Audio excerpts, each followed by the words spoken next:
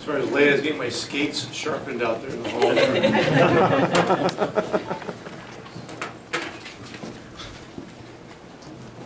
We can start with questions, everybody. Rick, what are some of the early objectives and goals that you guys hope to accomplish over the next few days?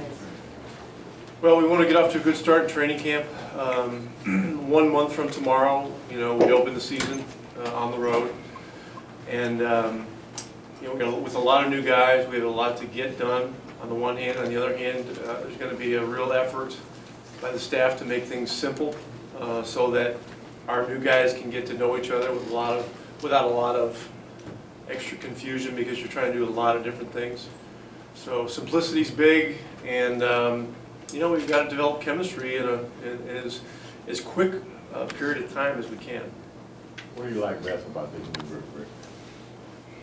I just like the roster. I love that we have Tyson Chandler back. That's really a huge acquisition for us. And really, all the new guys that we got, they all add something. I think the other thing that's interesting about this roster, Tyson was a guy that always had a great energy, personality, energy. I think we have that with some of our other new guys too. Jameer Nelson's going to be a leader for us. Felton has got some of that personality and some of that toughness. Jefferson's got some of that. And so I just see the team taking on a bit of a different personality than in the last couple of years. And there's going to be at least 7 new guys on the roster, possibly 8 or 9, depending on how it goes, in camp and who wins jobs and so on and so forth. So there's a lot to be determined, and that's exciting. Can you talk about the level of play of this Southwest Division? Because you guys put 4 teams in this division in the playoffs alone last year, and you guys were fighting it just to be in there to make it. Yeah, and New Orleans is going to be much improved because they're going to be healthy, number one, and then they've added Ashik and some other guys that are going to help them, and they're a younger team getting more mature and getting more experience. So yeah, it's top to bottom, it's as hard and challenging as any division in all sports, I believe. But that's all right. If you want to be one of those teams in the small handful, it's good to be battling it out and slugging it out. It's gonna be good for you, better for you in the long run. Chandler Parsons has said he's ready to kind of step out of that Harden, Howard shadow in Houston, but there's still a couple of leading personalities on this team with Dirk and Tyson Chandler. How do you see him kind of fitting into that mix and becoming that kind of guy? Well, he's a very good all-around player, and he's another guy that brings some personality, some real personality to the team. If you don't believe me, just ask him. And he can do a lot of different things. He passes it, he shoots it, he drives it, he makes plays. Defensively, he's done a good job in this league to this point, and we believe that he can continue to get better, with getting his strength better, and we got to immerse him in our system and those kinds of things. So, it was a big acquisition for us, on a lot of levels, but it's a very good young player, and we needed to get the roster younger, so he's a big part of this. You said the emphasis this year would be defense. What would you like to see improved on defense? Well, we've just got to be better in all areas. We came into last year, if you looked at analytic numbers, the roster on analytics, we were somewhere in the 20s headed into the season. We had a couple of good stretches where we got into the top 10 for 10 or 14 days in a row, but for the most part, we were below average, but we mitigated it because we had really good offense. This year we have to be better than that defensively. On paper, right now, we're better than we were last year, but we got to take it to a higher, more consistent level this year to get where we want to go. Were you guys asking any less of Dirk or differently of Dirk this season than you did last year? Well, that's a good question. You know, I'd like to continue to work his minutes gradually down, you know, if we could. This roster is a strong roster from top to bottom, and just in terms of depth, a lot of multi-positional players. So, yeah, we're going to have to find a high energy level with all our guys, and we're going to have to play with a lot of pace.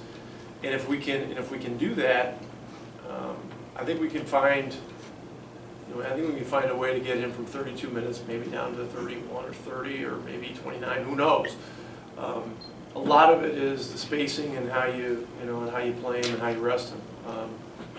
He played some bigger minutes late in the year in some critical games, but the important thing was when we got to that point, you know, he was fresh enough where he could absorb it and do it. You know, and so and we're looking big picture again. You know, with him and. You know, Tyson's another guy. We want to, make sure his minutes are reasonable, and we don't want to overtax anybody too soon. Can you talk about Brandon Wright at his level? I mean, would you like him to be more of a defender, or would you want him to be more of a scorer when he comes in? We just want our guys that are, and our younger core guys. He's become one of our younger core guys to keep improving. You know. He grades out very well offensively. Defensively, there are things that he does extremely well. He's worked at his body strength every year, and that's going to help him. So, we just and look at this point. The thing I think is really important is that guys come in shape. In the old days, training camp was you showed up to get in shape for training camp. And that just doesn't work anymore. Guys are too, they've just become, the culture of preparation has become so meticulous. Guys are, eating well, and they're preparing themselves, and they, are doing stuff over the summers to get better. So, everything is just kind of at a heightened level. And so, I feel good about the fact that we've had more guys here this September than any other September since I've been here. A lot of them are new and stuff, but it's been an energetic environment, and that's been a positive. So we've got to just keep building on that. Rick, How what do you much have? is it positive that you have Chandler back on your team and won the championship last time he was here? Say that again? How big of a positive is to have Tyson Chandler back on your team, knowing that the last time he was here, you won a championship? Yeah, I've already talked about that. I think it's great that he's back. I mean, he's one of the most popular one-year players in the history of any franchise. In fact, a couple of speaking engagements the last few weeks. I just got up. First thing I said was, Tyson Chandler is back with the Mavericks, and everybody stands up and goes crazy, because he's just such a, he's the kind of guy you can't help but love to watch because of his approach, his enthusiasm, and he's a winner. Rick, what are you guys going to miss by not having Marion and Vince anymore? Well, we just got to rework things. Adding Jefferson was a real positive. We were able to do that early on. He's an athletic guy, somewhat in that mold. A little different kind of player, but as good as those guys were, just in terms of their ability level, they were also very experienced. Had played a lot of playoff games and things like that. And so, we're going to have to do it by committee with Jefferson and Chandler Parsons and Crowder and Aminu and those guys, and we're just going to have to make it work. The team's going to look different. The rotation most likely is going to look different.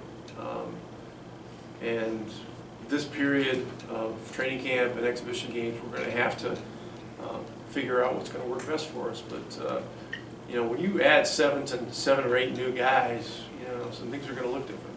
When you have a guy like Parsons and Monte, I think they finished 7th and 8th in minutes played last year. How big of a benefit is that to have two guys that you can leave out on the court longer? Well, it's great, but my hope is to get them more rest.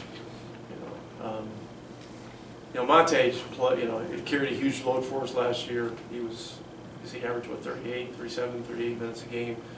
And he is certainly capable of doing it because he's got a lot of durability, and he's, you know, in great shape and stuff like that. But if I can get, you know, if we can get him another minute or two of rest, that helps him stay fresher longer during the course of the season. Along those lines, how much do you need a young guy like Ricky Lito to step up and give you some minutes every two? There'll be a lot of guys competing. Lito's had a great summer. He's really grown up in the last year, and he's an option for us. I mean, you know, he's in that group of, you know, him, Crowder, Jefferson, all those guys can play a lot of different positions. So, but we'll look at him, you know, in the exhibition games. We've got to see where he's at and what he can do. But very positive, you know, to this point. Rick, when you have this kind of depth and this many new pieces, what are the challenges for you and your staff as far as figuring out how this best fits together and how that might change on a game-to-game basis? Well, it's such a new roster that I think we just got to go into it with an open mind and then see what's what. I love the competitiveness of this training camp. I mean, there have been very few training camps in my 30 or 31 years in this league where you look at it on paper and say, wow, you know, we just don't know how this thing's going to shake out in terms of minutes and so on and so forth. We have a group where, you know, at a given position, you know, if you want shooting, you know, you can put Jefferson in there. If you want defense, you know, you may go with Aminu. You know, if you want a guy that's just a high energy guy that's a runner, can do a little bit of everything, you know, Crowder may be the guy.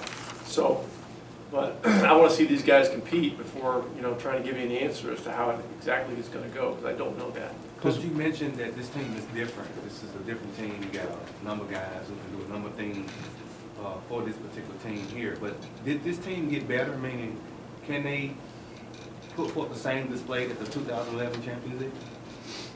Well, we believe we're better, but today's the first day of officially being here, and tomorrow will be the first day of practice, and we'll have 2 practices tomorrow, and you know, we want to get better each practice.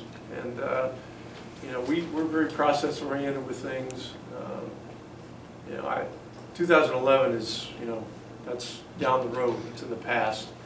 So I'm not big on revisiting that kind of stuff. You know, this is a new time, and I view each season kind of as a single entity within itself. And so, you know, within the confines of, you know, between now and April 15th or 16th, you know, we're going to bust our butts to get everybody as good as possible, get as good a record as we can, and we want to be, you know, we want to be in the playoffs, up there in the playoffs, and we want to give ourselves a chance to be in that small handful of teams. Coach, can you Last one, guys. Can you talk about how basketball analytics and the evolution thereof has changed your Basketball what? Basketball analytics and the evolution has changed your coaching techniques or strategies?